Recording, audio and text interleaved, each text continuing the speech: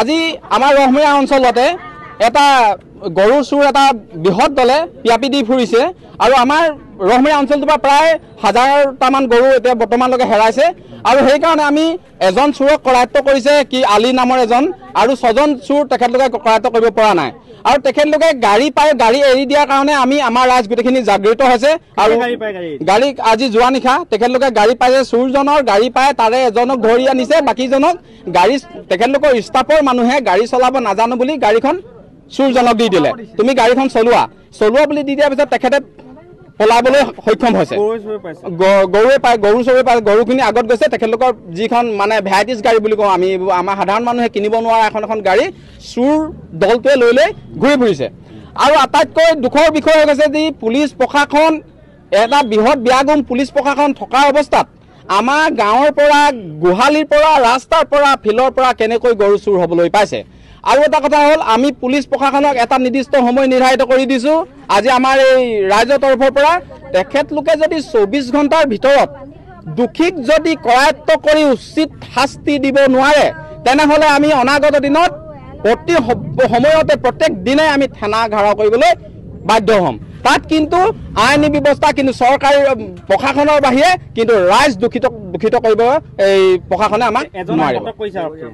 এজনক আটক কৰিছে হে তেখেত বৰ আলহী বোলে আপোনাৰ চাউলখোৱাৰ পৰা আহিছে এই দিয়া কিজনৰ নাম আছিলে তোমাৰ এজন নন্দ দাস তাৰপিছত বগাধৰ গোহাঁই ওৰফে কি আছিলে বগাধৰ গোহাঁই জমিৰ আলী কলিয়া আলী আৰু প্ৰণৱ দত্ত তেখেতলোকক মানে বৰ্তমানলৈকে কৰায়ত্ব কৰিব পৰা নাই আজি এজনক কৰায়ত্ব কৰিছে যিজনক কৈছে তেখেতে হাজিয়াত আহিছো যদি হাজিয়াত অহাজনক যদি কৰায়ত্ব কৰিব পাৰিলে তেনেহলে মেন যিজন লিডাৰ যিজনৰ তত্ত্বাৱধানত 3খনকৈ গাড়ী চলে 2খন ভেৰাইটিজ মানে ডাঙৰ গাড়ী আৰু এখন এচি যিখন এচি গাড়ীত পুৰা টক্টা মাৰি কিনে তাত ভিতৰত গৰু ভৰাই নিয়ে ৰাতি 12টা বজাত যায় আৰু আজি যোৱা নিশা আমাৰ ইয়াৰ পৰা নিছে কালি যোৱা নিশা তিনচুকীয়াৰ পৰা আনিছে তেখেতলোকে গাড়ী আৰু গৰু এই চুৰে নিজে তেখেতৰ মুখেই কৈছে পুলিচৰ আগত যে তেখেতে তিনচুকীয়াৰ পৰা গৰু চুৰ কৰিছে অকলে ৰহমৰীয়া অঞ্চলতে তেখেতলোকে সীমাবদ্ধ থকা নাই গোটেই মানে ডিব্ৰুগড় তিনচুকীয়া ডিষ্ট্ৰিক্টত তেখেতলোকৰ গোটেই গেং আছে গোটেই খলখনি যাৰ তাৰ গৰু নি কিনে আজি কৃষকৰ অৱস্থা একদম বৰবাদ কৰি দিছে এহাল গৰু কিনিবলৈ আজি তাৰিখত 50,000 60,000 টকা লাগে সেই যিজন মানুহে দুবেলা দুমুঠি খাবলৈ খেতি কৰিবৰ কাৰণে এহাল গৰু ৰাখি থৈছে সেই গৰুহাল নি তেখেতলোকে সেই মানুহ ঘৰৰ গোটেই ল'ৰা ছোৱালী মাইকী ডামৰী সকলোকে মুখৰ পানী টোপা কাঢ়ি নিছে